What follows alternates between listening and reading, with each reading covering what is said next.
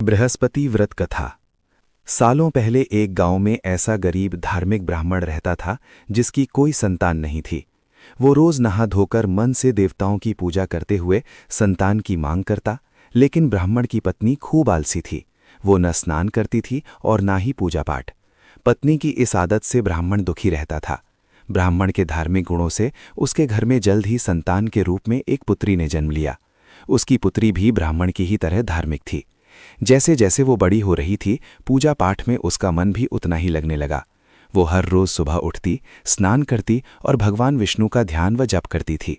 इसी तरह वो बृहस्पतिवार का उपवास भी करने लगी। इससे ब्राह्मण के घर की गरीबी भी दूर होती गई। हर दिन पूजा पाठ करने के बाद वो पढ़ने के लिए स्कूल भी जाती थी। स्कूल जाते समय वो अपनी हाथों की मुट्ठियों में जौ भरकर स्कूल के रास्ते में गिराती थी। जब वो स्कूल से वापस घर के लिए आती तो गिराए गए जौ के दाने सोने में बदल जाते थे, जिन्हें उठाकर वो घर लेकर चली आती थी। एक दिन ब्राह्मण की बेटी सोने के जौ सूप से साफ कर रही थी।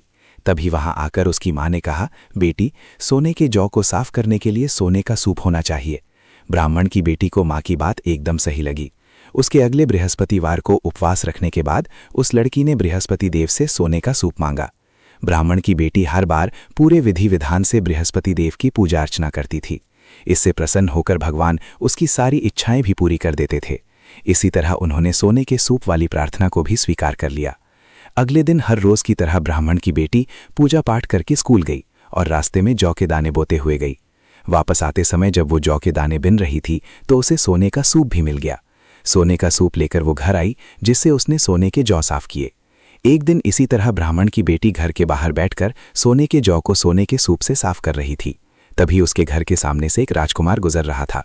राजकुमार ब्राह्मण की बेटी को देखते ही उस पर मोहित हो गया। जब वो अपने महल पहुंचा तो ब्राह्मण की बेटी के मुंह में उसने खान पीना त्याग दिया।